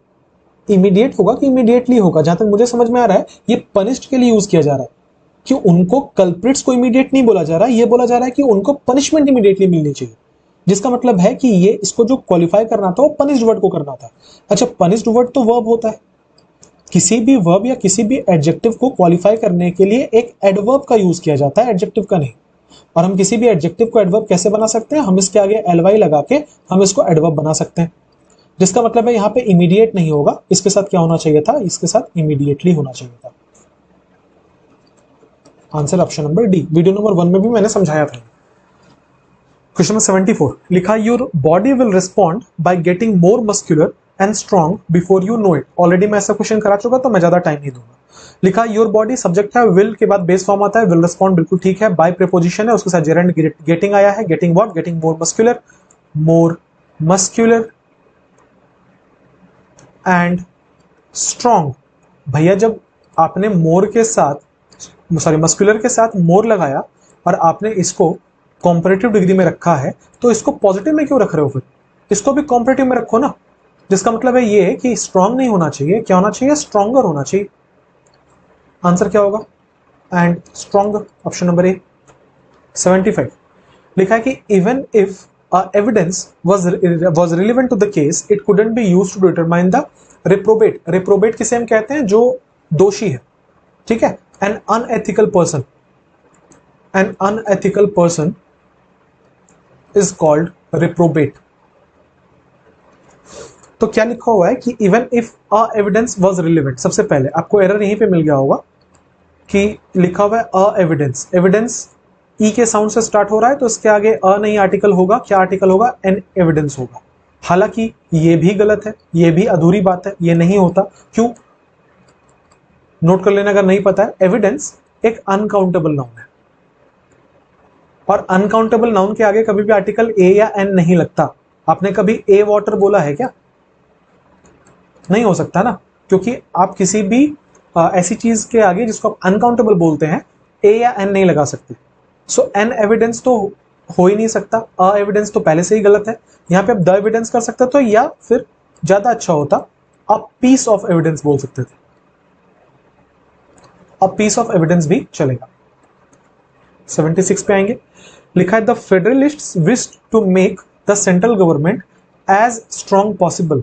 Already बता चुका यार, लिखा है एज स्ट्रॉन्ग पॉसिबल, कुछ नहीं होता ये, एज स्ट्रॉन्ग एज पॉसिबल होता है ना। हम लोग क्या बोलते हैं, as quick as possible, as tall as possible, as strong as possible. बहुत ही सिंपल सवाल है। 77 peoples might confess just to get out of the interrogation room. बहुत बार लोग क्या करते हैं कि गलती मान लेते हैं सिर्फ इंटरोगेशन रूम से बाहर आने के लिए। लिखा हुआ है पीपल्स, ये नहीं होता। देखो हम लोग ये समझते हैं कि अगर हम बॉय को प्लूरल करें तो बॉयज बनेगा, अगर हम गर्ल को प्लूरल करें तो गर्ल्स बनेगा, पर जरूरी नहीं है ना कि सबके आगे ऐसी लगे। जैसे कि आप जब पर्सन को प्लूरल करते हैं तो दो चीजें बन सकती हैं, या तो आप उसको पर्सन्स बोल सकते हैं या तो फिर आप उसको पीपल बोल सकते हैं। तो यहां से हमने ये सीखा कि पीपल ऑलरेडी प्लूरल है। अगर पीपल ऑलरेडी प्लूरल है तो पीपल्स बोलने का कोई लॉजिक है क्या। अगर बॉयज ऑलरेडी प्लूरल है तो इसके आगे एक बार एस और लगा देते हैं, और लो 5 बार लगा दिया, अंतरिक्ष पहुंचा देते हैं इसको। नहीं हो सकता ना ऐसा, आपको प्लूरल करना था, वो ऑलरेडी प्लूरल था, तो फिर पीपल्स क्यों बोलेंगे। तो यहां पे ये एरर हो जाएगा, पीपल्स नहीं होता, पीपल होता है। बहुत सारे लोग बोलना चाहते हैं पीपल बोलिए या फिर पर्सन्स बोलिए। 78 you can find these books into the extreme corner of this self। लिखा हुआ है कि आपको ये किताबें कहां मिलेंगी, जो सबसे एक्सट्रीम कॉर्नर है इस सेल्फ की, वहां पे। यू सब्जेक्ट है, कैन एक मॉडल है, उसके साथ बेस फॉर्म होता है, इसलिए फाइंड लिखा हुआ है। क्या ढूंढ सकते हैं, दीज बुक्स ये उसका ऑब्जेक्ट है, इनटू प्रीपोजिशन है, द एक्सट्रीम कॉर्नर इस प्रीपोजिशन का ऑब्जेक्ट है, ऑफ प्रीपोजिशन है, दिस सेल्फ इसका ऑब्जेक्ट है। हमने अलग अलग कर लिया, एरर देख लेते हैं। You can find these books में तो कोई एरर नहीं है, लिखा है इनटू द। देखो इनटू और इन में क्या डिफरेंस होता है, इन का इस्तेमाल किया जाता है किसी चीज की पोजीशन बताने के लिए, जबकि इनटू का इस्तेमाल किया जाता है जब आप किसी चीज की मूवमेंट बताते हैं, और खास करके आप जब किसी कॉन्सेंट्रेटेड चीज की तरफ जाते हैं उसको इनटू कहा जाता है। मतलब आसान करके बताता हूं, अगर खुली जगह से बंद जगह की ओर आते हैं तो वहां पे इनटू का इस्तेमाल किया जाता है। जैसे कोई इंसान है जो कि कुएं में कूद गया या तालाब में कूद गया, सो हम बोलते हैं he jumped into the well. Jumped क्या लिख दिया मैंने,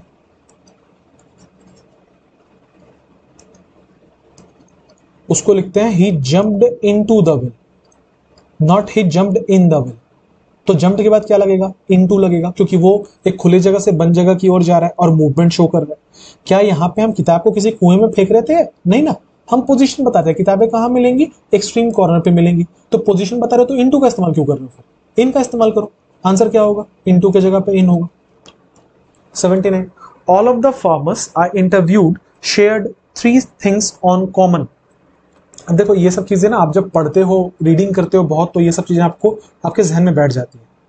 लिखा है कि ऑल ऑफ द फार्मर्स, जितने भी किसान थे, आई इंटरव्यूड, जिनका मैंने इंटरव्यू लिया, शेयर्ड, वो उनको तीन चीजें उनमें कॉमन थी। So shared three things on common नहीं होगा, shared three things in common होगा। जब बहुत सारे लोग कोई एक ट्रेट, कोई एक वाइस, मतलब कोई खूबी या कोई खूबी या कोई खामी अगर शेयर करते हैं तो उसको इन कॉमन बोला जाता है।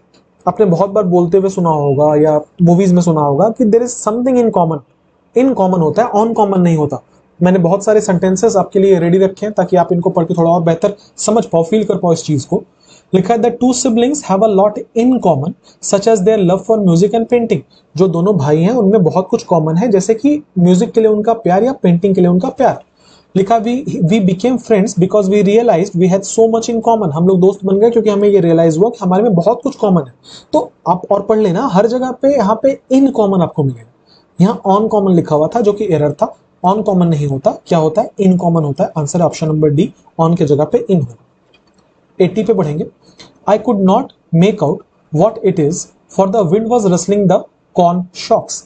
लिखा हुआ है कि मैं अंदाजा नहीं लगा पाया या मैं नहीं समझ पाया कि वो क्या है, क्योंकि जो हवा है वो कॉर्न शॉक्स मतलब जो पता नहीं आपके एरिया में क्या कहते हैं, हमारी तरफ तो भुट्टा कहते हैं ऐसे। तो जो भुट्टा है या जो मकई है ना, उसके जो शॉक्स हैं उनको उल्टा लटका के सुखाया जाता है। वो रसल कर रहा था, जब हवा चलती है तो पत्ते फड़फड़ाते हैं ना, उसको रसल कहा जाता है। तो देखो क्या लिखा है सेंटेंस में। लिखा है आई could not make out what it is. I could not, मैं अंदाजा नहीं लगा पा रहा था कि वो क्या था। आई could not make out what it is, मैं अंदाजा नहीं लगा पा रहा था कि वो क्या है। For the wind was rustling, कि हवा इतनी तेज चल रही थी और वो पत्तों के बीच वाली आवाज आ रही थी कौन सैक से। मैंने तीनों क्यों लिखा? कुड देख के लगा पास्ट टेंस है, इज देख के लगा प्रेजेंट टेंस है, और वॉज देख के लगा पास्ट टेंस है। ये बता रहा है पास्ट है, ये बता रहा है पास्ट है, ये बता रहा है प्रेजेंट है। आंसर क्या होगा? ऑब्वियसली प्रेजेंट होगा कि नहीं होगा। So I could not make out what it, क्या लिख दिया था मैंने? इट लिख दिया था क्या? सॉरी इज था ये भाई, माफ करना। इट इज लिखा हुआ था ना, तो हम क्या करेंगे, इसको वॉज में चेंज कर देंगे। अदरवाइज अगर हम इसे प्रेजेंट करना चाहें तो यहाँ पे भी एरर हो जाएगा और यहाँ पे भी एरर हो जाएगा, तो हम प्रेजेंट को चेंज करके पास्ट करेंगे और हम क्या कर लेंगे, इस के जगह पे वॉज कर लेंगे। क्लियर? 81 लिखा है कि here in truth lies the crux of all the great of the great problem of all. लिखा है कि हियर इन ट्रूथ, असल में यहां पर रहती है, lies the crux of the great problem of all. जो सबसे बड़ी समस्या है ना, उसका जो मेन पॉइंट है, क्रक्स मतलब होता है मेन पॉइंट, ठीक है, कि जो सबसे बड़ी प्रॉब्लम है ना, उसका जो मेन पॉइंट है वो यहां पर लाई करता है। अच्छा, मैं कह रहा हूं कि ऑफ द ग्रेट प्रॉब्लम या ऑफ द ग्रेटेस्ट प्रॉब्लम, क्योंकि यहां पे मार्क करना लिखा था ऑफ ऑल। जब भी आप दो लोगों में कंपैरिजन करते हो तो हमेशा कंपैरेटिव डिग्री का इस्तेमाल होता है, और दो से ज्यादा लोगों में अगर कंपैरिजन करते हो तो सुपरलेटिव डिग्री का इस्तेमाल होता है। फॉर एग्जाम्पल, मेरे दो दोस्त हैं, लेट्स से राम और श्याम। मैं कह रहा हूं Ram is taller, Ram is taller, मैंने उसमें लक्ष्मी को भी जोड़ दिया। सो अब राम, श्याम और लक्ष्मी मेरे तीन दोस्त हैं, राम इज द टॉलेस्ट। अब मैं टॉलर नहीं बोल सकता, टॉलर का इस्तेमाल केवल दो लोगों के लिए होगा। सो कंपैरेटिव का इस्तेमाल केवल दो लोगों के लिए होता है, दो से ज्यादा हो तो उसके वहां हमेशा सुपरलेटिव डिग्री का इस्तेमाल होगा। अब यहां लिखा हुआ था great problem of all. All आमतौर पर दो के लिए यूज नहीं किया जाता, तो यहां पे हम द ग्रेटेस्ट प्रॉब्लम बोलेंगे, ग्रेट प्रॉब्लम नहीं। Clear? Next, fires in California, it's sounding alarm bells that can not be ignored. लिखा हुआ है कि fires in California, in preposition, ये उसका ऑब्जेक्ट, नाम है एक जगह का, कैलिफोर्निया सुना होगा आपने, यूएस में है। तो लिखा है कि फायर्स जो है ना कैलिफोर्निया में, इज साउंडिंग, एरर मिला, लिखा है फायर्स इज। अब देखो यहां पे दो एरर हो सकता है। पहला ये, अगर आप ये लॉजिक लगा रहे हो कि सर आग तो अनकाउंटेबल है, हम उसे प्लूरल नहीं कर सकते, तो आप इसको फायर भी कर सकते हैं कि fire in California is sounding alarm bells. दूसरा, अगर आप इसको इस तरीके से ले रहे हैं कि सर वो आग नहीं, आग की घटनाएं हैं, जो कि यहां से वो मीनिंग भी बनता है कि जितने भी आग की घटनाएं हैं कैलिफोर्निया में, अगर आप उनको आग की घटनाएं बोलना चाहते हैं, फिर आप इस को आर कर दो, क्योंकि फिर फायर्स तो सही है। किसी भी हिसाब से एरर जो है वो ऑप्शन नंबर सी में है और पार्ट 1 में है। आप या तो फायर्स को फायर करो अगर आप आग मीनिंग पकड़ रहे हो, अगर आग वाली घटनाएं मीनिंग पकड़ रहे हो तो फिर इसको आर करो। आंसर है option number C. 83, in 79 AD the Mount Vesuvius blew its top, burying the ancient cities of Pompeii and Herculaneum। कैसे कैसे नाम है भाई। तो क्या लिखा हुआ है इसमें, ध्यान दीजिएगा। लिखा है कि इन 79 AD the mount Vesuvius blue.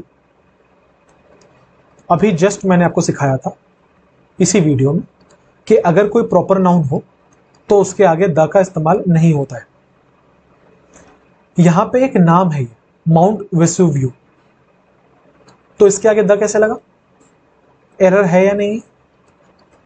ठीक है, ब्लू जो है वो ब्लो का V2 होता है, घटना पास्ट में इसलिए ब्लू लिखा हुआ है।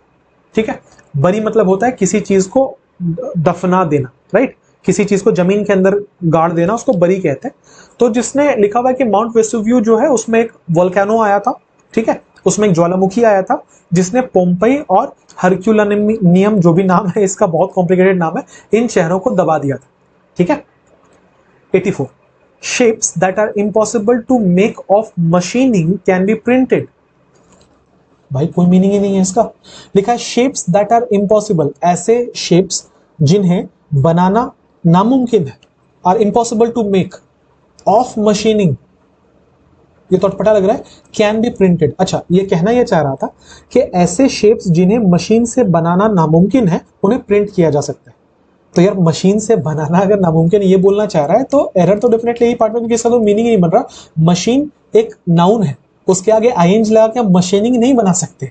ठीक है, तो क्या लिखा है? Shapes that are impossible to make by machine या विथ मशीन, इसमें से कुछ हो सकता था।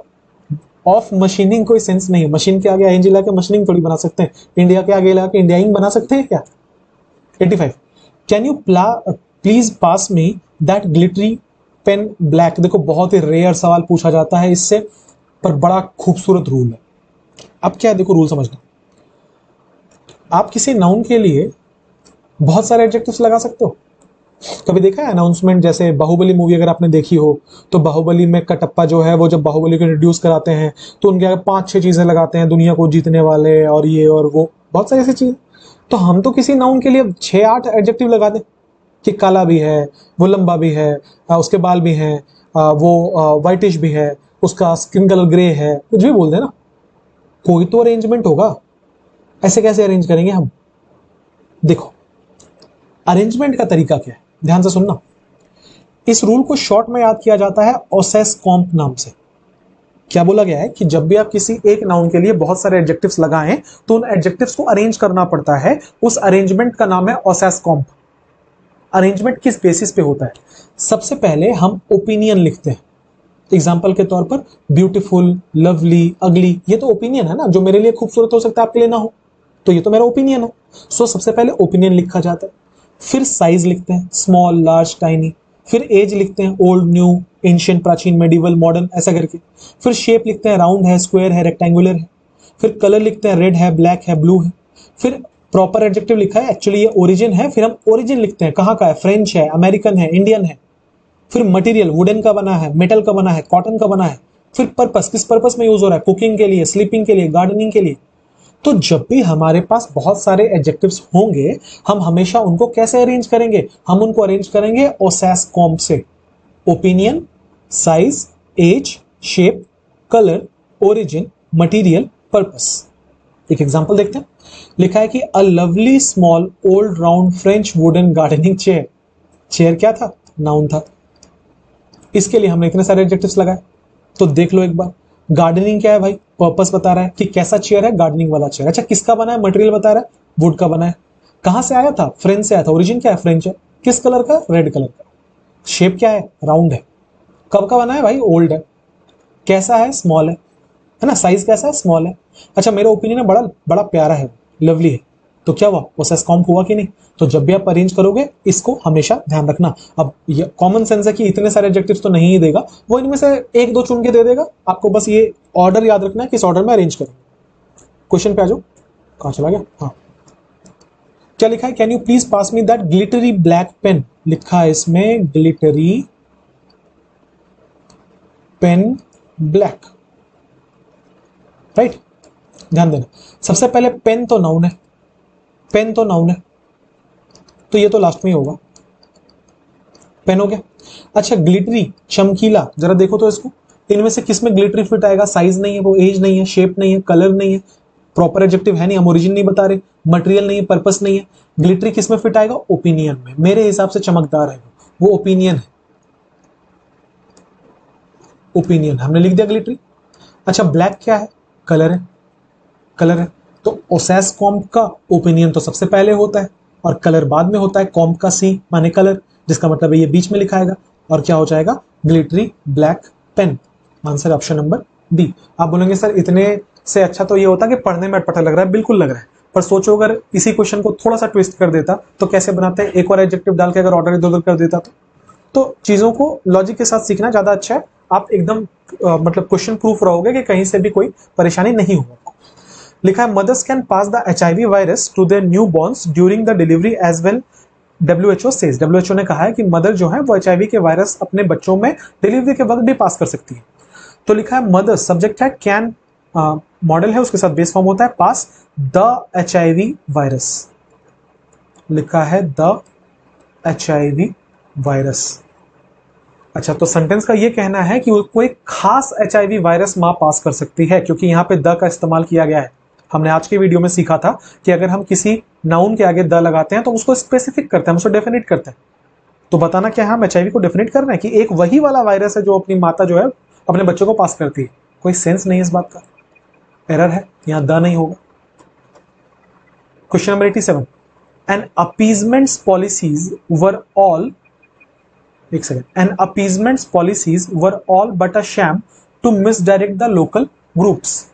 क्या सवाल है भाई एकदम ही आसान है, देख लो। लिखा है कि an appeasements policies, policies noun है। अपीजमेंट, अपीजमेंट का मतलब होता है when you are trying to satisfy someone, ठीक है। जैसे कि क्या होता है, आपने बहुत सारे गवर्नमेंट्स को देखा होगा कि जो एक्चुअली जो प्रॉब्लम है वो उसको सॉर्ट आउट नहीं करते, बल्कि ये देखते हैं कि किस तरीके से जनता को आप फुसला सकते हो, किस तरीके से जनता को आप बेवकूफ बना सकते हो। इसको अपीजमेंट की पॉलिटिक्स कहते हैं, ठीक है। सो अपीजमेंट का मतलब होता है आप सबसे आसान तरीका कौन सा चुन रहे हैं लोगों को सेटिस्फाई करने का, कि हाँ जी हम आपको रोजगार नहीं दे सकते, एम्प्लॉयमेंट नहीं दे सकते, ऐसा करो आप उसके अगेंस्ट मुझसे हर महीने 1000 रुपए ले लो। तो ये तो अपीजमेंट वाली बात हो गई ना, आप तो बहुत छोटे लेवल पे प्रॉब्लम को सॉल्व करने की कोशिश कर रहे हो, इसको अपीजमेंट कहा जाता है, ठीक है। ये एडजेक्टिव है। कौन सा ऐसा एडजेक्टिव है दुनिया का जिसके आगे आप एस लगा सकते हो। आप एक बात बताओ, मैं बोल रहा हूं मेरे पास एक ब्लैक पेन है, ठीक, मैंने बोला इसे प्लूरल करो, मेरे पास बहुत सारे ब्लैक पेन्स हैं, तो आप क्या बोलोगे, इसको ब्लैक्स और इसको पेन्स नहीं ना, ये तो एडजेक्टिव था, ये तो क्वालिटी बता रहा है, इसको क्यों प्लूरल कर रहे हो। प्लूरल तो नाउन होगा ना, तो पेन्स होगा ना। यहां लिखा था पॉलिसीज, पॉलिसीज तो नाउन है, प्लूरल है। अपीजमेंट्स क्यों कर रहे हो, अपीजमेंट होगा ना। आंसर क्या, ऑप्शन नंबर सी। एडजेक्टिव क्या गया थोड़ी लगा सकते। 88, the kids there were so notorious. लिखा है कि वहां जो बच्चे थे वो बहुत बदमाश थे। The more I ask them to quiet down the more loud they would scream. लिखा हुआ है मैं उनको जितना शांत रहने कह रहा था वो उतना चीख रहे थे। द किड्स यहाँ का सब्जेक्ट है, वर उसके लिए वर्ब आया था, किड्स प्लूरल था तो वर तो बिल्कुल ठीक है। लिखा है the more I ask them to quiet down, मैं उनसे जितना कह रहा था चुप रहने को, द मोर लाउड। देखो किसी भी एडजेक्टिव को कंपैरेटिव या सुपरलेटिव बनाने का दो तरीका होता है, या तो आप उसमें ER या EST लगा दो, या तो आप उसमें मोर या मोस्ट लगा दो। ये डिपेंड करता है नंबर ऑफ सिलेबल से। आप चूंकि जो लोग भी इंग्लिश ऑनर्स बैकग्राउंड से नहीं है, आपको सिलेबल समझने में दिक्कत होगी, तो मैं आसान भाषा में समझा देता हूँ। अगर छोटा शब्द है तो 99 आउट ऑफ 100 टाइम्स उसमें ER और EST लगेगा। अगर बड़ा शब्द है तो 100 आउट ऑफ 100 टाइम्स उसमें मोर और मोस्ट लगेगा। ठीक है। अब अगर आप देखोगे ब्यूटीफुल को, तो ये एक लंबा शब्द है, तो ब्यूटीफुल को ब्यूटीफुल और ब्यूटीफुलेस्ट तो नहीं बोल सकते। लेकिन अगर मैं लाउड को बोलूं तो क्या ये लंबा शब्द है? नहीं। उसके ऊपर से लाउड, लाउडर, लाउडेस्ट हमने पढ़ रखा है, जिसका मतलब है यहां पे मोर लाउड नहीं होगा, यहां पे लाउडर होना चाहिए। Answer option number B. Solution है लाउडर होगा मोर लाउड के जगह पे। क्लियर है? 89 he behaves so aggressive in his new home. मुझे आगे नहीं पढ़ना, मुझे एरर मिल गया है, आपको भी मिल गया होगा। लिखा हुआ है ही बिहेव्स सो, क्योंकि मैं ये पिछले वीडियो में कवर कर चुका हूं ना। सो एग्रेसिव, ध्यान देना, बिहेव्स लिखा हुआ है, वर्ब का फॉर्म है, एग्रेसिव लिखा हुआ है, एडजेक्टिव है, अपने मन से नहीं बोल रहा, लगा लो। एग्रेसिव मैन, मैन क्या था? नाउन। मैन कैसा है? मैन एग्रेसिव है, ये क्वालिटी बता रहा है मैन का, इसका मतलब ये एडजेक्टिव होना चाहिए। अब सोचो, ये जो लिखा था ही बिहेव सो एग्रेसिव, ये एग्रेसिव ही के लिए आ रहा था या बिहेव्स के लिए आ रहा था? वो एग्रेसिव है कि वो एग्रेसिव तरीके से बिहेव करता है? जहां तक मुझे समझ में आ रहा है वो एग्रेसिव तरीके से बिहेव करता है, ये लिखा हुआ है। अगर वो लिखा है, इसका मतलब तो यही है कि हमें बिहेव्स के लिए कोई क्वालिफाई कराने के लिए लाना चाहिए था कोई शब्द। अगर हम एक वर्ब को क्वालिफाई कराने की बात करें तो ये कैपेसिटी केवल और केवल एक एडवर्ब में है। बोलो हाँ। एडवर्ब कैसे बना सकते हैं? कोई भी एडजेक्टिव लो, उसके आगे ly लगा दो, जो नया शब्द बनेगा वो एडवर्ब बनेगा। क्या ये रूल हमने नहीं पढ़ा है? कितनी बार पढ़ा है?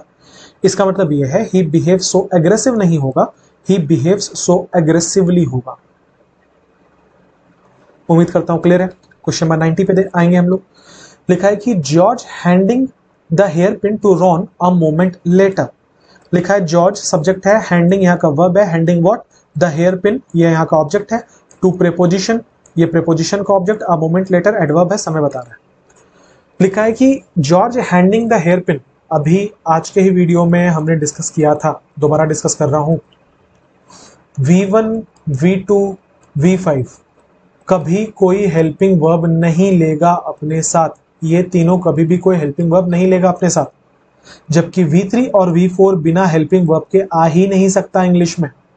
आप किसी भी सेंटेंस में V3 यूज करो, आप किसी भी सेंटेंस में V4 यूज करो, उसके साथ कोई ना कोई हेल्पिंग वर्ब आएगा ही आएगा। यहां लिखा था जॉर्ज हैंडिंग, ये V4 है, नहीं आ सकता मेरे भाई। तो क्या करेंगे हम यहाँ पे? या तो हम लिख दें George was handing the hair pin, George is handing the hair pin, हम कुछ भी करें, पर यहां पे हैंडिंग केवल नहीं छोड़ सकते।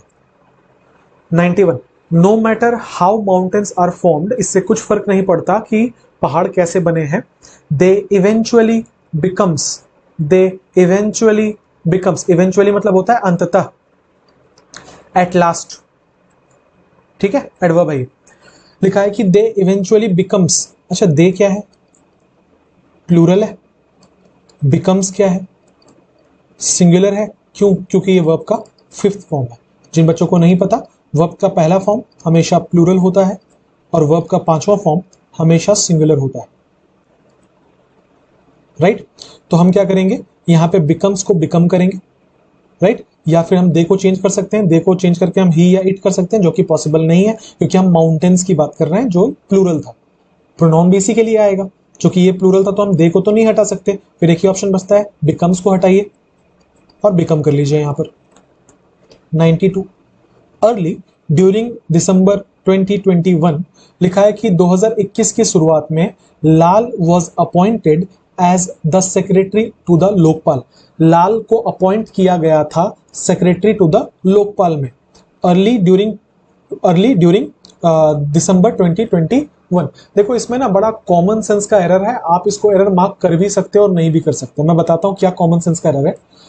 अर्ली और ड्यूरिंग साथ में नहीं होता है नॉर्मली, ठीक है, पर आप इस सेंटेंस को 100% नहीं बोल पाओगे कि ऐसा नहीं होता, क्योंकि मैंने सेंटेंसेस देखे हैं। एसएससी ने आंसर किया है इसको कि यहां पे अर्ली और ड्यूरिंग साथ में नहीं होगा। मेरा मानना ये होता है, मेरे हिसाब से क्वेश्चन नो एरर था, ठीक है। मैं आगे फिर भी पढ़ लूंगा आपके लिए। लिखा है अर्ली ड्यूरिंग दिसंबर 2021, 2023 के दौरान पहले।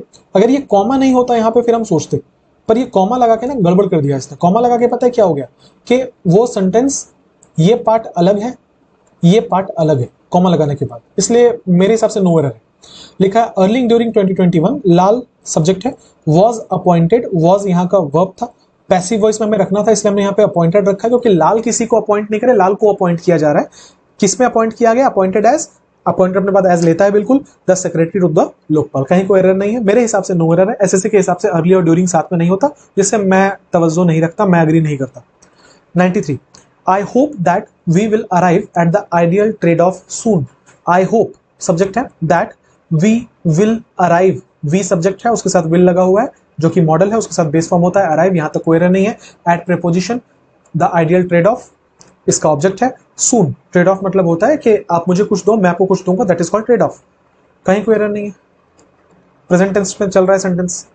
Next, many female mammals, many के साथ प्लूरल नाउन लगेगा तो देखो मैमल्स लगा हुआ है, कोई एरर नहीं है, बहुत सारे female mammals including rabbits and cats, जिसके अंदर और कौन कौन है? रैबिट्स भी हैं, कैट्स भी हैं। ओव्यूलेट, ओव्यूलेट यहां का वर्ब है, ठीक है, ओव्यूलेट यहां का वर्ब है, वर्ब पहले फॉर्म में है, मतलब ये प्लूरल है, हमें सब्जेक्ट प्लूरल चाहिए था। आप अगर देखोगे तो मैनी फीमेल मैमल्स यहाँ का सब्जेक्ट था, इंक्लूडिंग प्रीपोजिशन है, ये उसका ऑब्जेक्ट है, तो इसको तो हम सब्जेक्ट मान ही नहीं सकते, सब्जेक्ट हमें मैमल्स को मानना पड़ेगा, मैमल्स प्लूरल है तो V1 ही लेगा, यहां तक कोई एरर नहीं मिला हमें। ओनली व्हेन, सिर्फ तब, ओनली व्हेन दे किसके लिए आ रहा है? मैमल्स के लिए आ रहा है। मेट, मेट मतलब होता है मिलाप करना, मिलना, ठीक है। सो मेट वर्ब है यहाँ का जो कि बेस फॉर्म में, इसका V2 होता है मेटेड, राइट। एक इकट्ठा होना, एक साथ होना, उसको मेट कहा जाता है। टू हैव सेक्सुअल रिलेशनशिप और फिजिकल रिलेशनशिप विद समवन, उसको मेट कहते हैं, ठीक है। तो आंसर कौन सा हो जाएगा भाई? आंसर तो नो एरर लग रहा है, क्योंकि और कहीं कोई एरर मिल ही नहीं रहा हमें। Next, and how amorous, amorous you become, ठीक है। और तुम कितने, एमरस यहाँ का एडजेक्टिव है, यू सब्जेक्ट है, बिकम यहाँ का वर्ब है जो कि बेस फॉर्म में है, V1 में है, प्रेजेंट टेंस में है। एमरस का मतलब क्या होता है? एमरस का मतलब होता है सेक्सुअली, सेक्सुअल डिजायर को बेसिकली एमरस कहा जाता है। सेक्सुअल डिजायर को हम लोग एमरस कहते हैं, ठीक है। कि आप कितने एक्साइटेड हो जाते हो sexually when your courtship, when your courtship, ठीक है। कोर्टशिप मतलब होता है शादी के पहले जो रिलेशन होता है ना दो लोगों में, उसको कोर्टशिप कहते हैं, ठीक है। So to have a relation with someone before marriage is called courtship. तो लिखा है कि when your courtship with the muses, muses actually एक गॉडेस थी आर्ट और लिटरेचर की, गॉडेस थी आर्ट और लिटरेचर की, ठीक है। गॉडेस इज गोइंग स्ट्रॉन्गर, ठीक है। तो क्या कह रहा है मैं समझाता हूं, पहले मैं लिटरल मीनिंग बता रहा हूं, फिर मैं बता रहा हूं ये किसके लिए मेटाफर यूज किया गया है।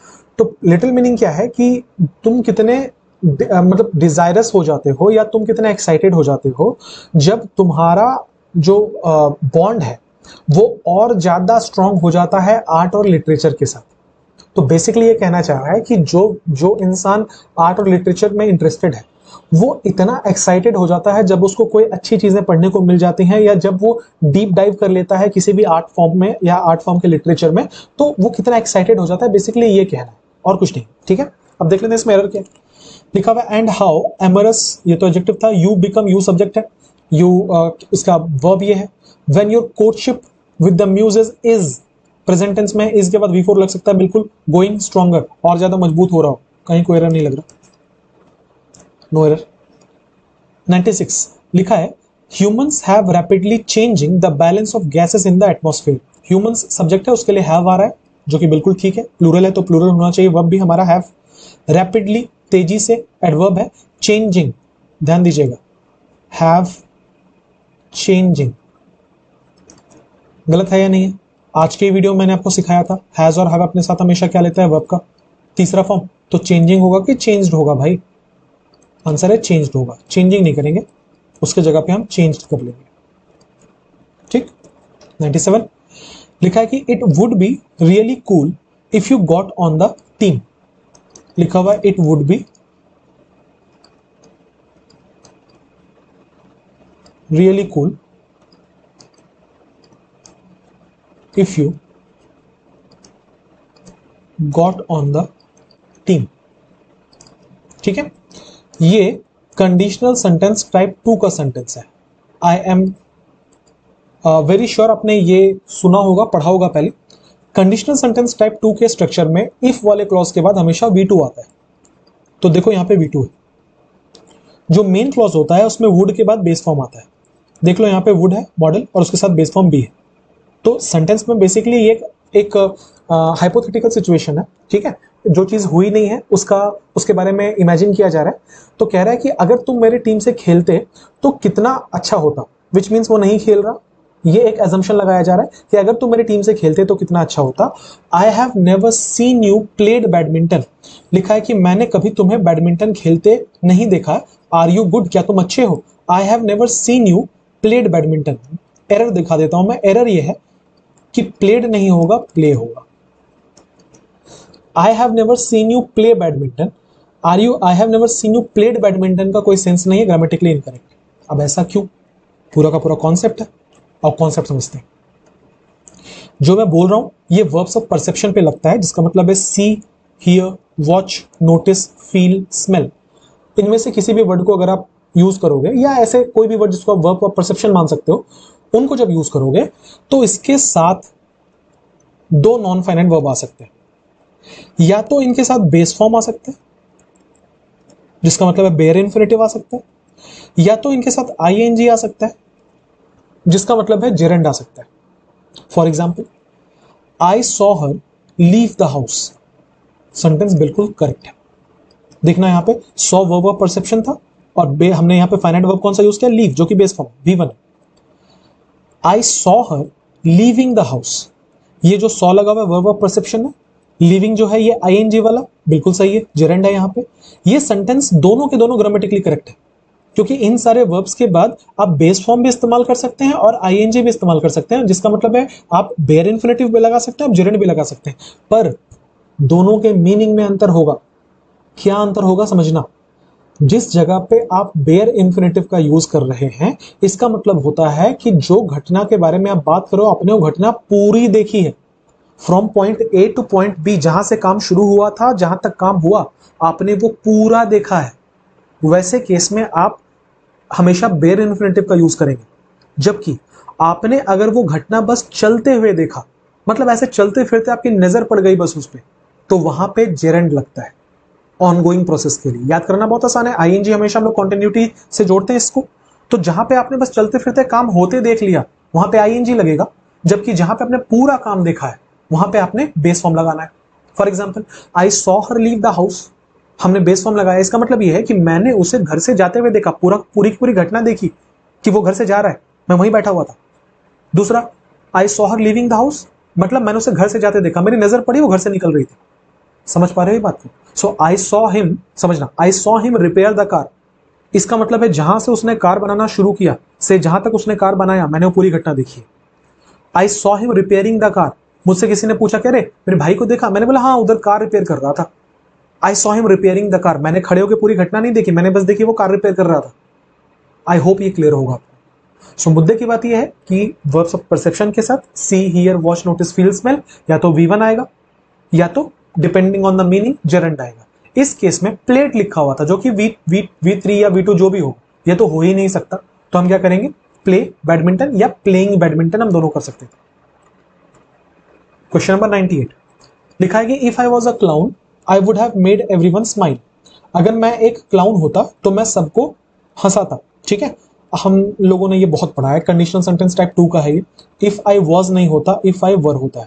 जब भी आप कोई अनरियल विश करते हैं, ऐसी इच्छा जताते हैं जो कि पूरी नहीं होने वाली, तो वैसे केस में हमेशा वहां पे वर का इस्तेमाल होता है।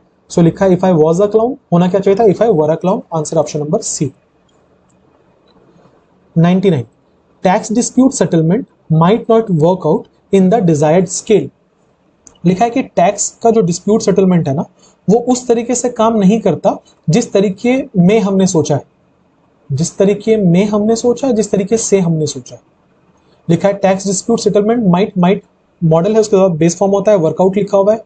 Workout in the desired scale, in the नहीं, ऑन द डिजायर्ड स्केल, कि मैं जिस स्केल पर नाप रहा हूं उस स्केल पर ये वर्कआउट नहीं करेगा।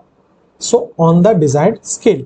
ये बहुत कॉमन सेंस और बहुत रीडिंग वाला सवाल है, ठीक है। जो बच्चा रीडिंग नहीं करता उनको ऐसे क्वेश्चन में बहुत दिक्कत होती है, और फिर वो बोलेंगे ग्रामर का कौन सा रूल लगा। ये ग्रामर नहीं, कॉमन सेंस है। Question number 100, in humans consumption of alcohol stimulate brain cells to release mood altering dopamine. लिखा हुआ है कि इंसानों में जो अल्कोहल का कंजम्पशन है ना, कंजम्पशन ऑफ अल्कोहल स्टिमुलेट करता है वो ब्रेन सेल्स को, वो ब्रेन सेल्स को एनर्जी देता है, मतलब अच्छा पॉजिटिव वाला नहीं, इस केस में तो नेगेटिव वाला, to release mood altering dopamine, कि वो रिलीज करे मूड बदल देने वाला डोपामीन, ठीक है। देख लेते हैं। इन ह्यूमंस, इन क्या है, सब प्रीपोजिशन, ये क्या है उसका ऑब्जेक्ट, ये प्रीपोजिशन, ये प्रीपोजिशन का ऑब्जेक्ट, कंजम्पशन ऑफ प्रीपोजिशन, ये प्रीपोजिशन का ऑब्जेक्ट। अगर मैं आपसे पूछूं कि यहां सब्जेक्ट कौन है, तो ये तो सब्जेक्ट नहीं हो सकता, ना ही ये सब्जेक्ट हो सकता है। एक ही वर्ड बच रहा है सब्जेक्ट का कंटेनर कौन सा, कंजम्पशन। अगर हम कंजम्पशन की बात करें तो स्टिमुलेट होगा कि स्टिमुलेट्स होगा, ऑब्वियसली स्टिमुलेट्स होगा। होगा कि नहीं होगा, क्योंकि कंजम्पशन ये तो सिंगुलर है। अगर ये सिंगुलर है तो इसके साथ हम जो वर्ब लगाएंगे वो भी क्या लगाएंगे, सिंगुलर लगाएंगे कि नहीं लगाएंगे। हम सब ये समझते हैं कि V5 हमेशा सिंगुलर होता है, V1 हमेशा प्लूरल होता है। इस क्वेश्चन में हमने जो यूज किया है वो V5 है जो कि सिंगुलर है, तो हम क्या करेंगे, स्टिमुलेट की जगह पे हम स्टिमुलेट्स कर देंगे। क्लियर है, आंसर होगा स्टिमुलेट की जगह पे स्टिमुलेट्स। उम्मीद करता हूं आपको सारे क्वेश्चंस समझ में आए। ये भी उम्मीद करता हूं कि आपको ये सेशन अच्छा लगा है। मिलेंगे अगले वीडियो में, तब तक के लिए अपना बहुत बहुत ध्यान रखिए, पढ़ाई करते रहिए। Have a nice day everyone, thank you for being with me. Doubts हैं तो पूछ लेना।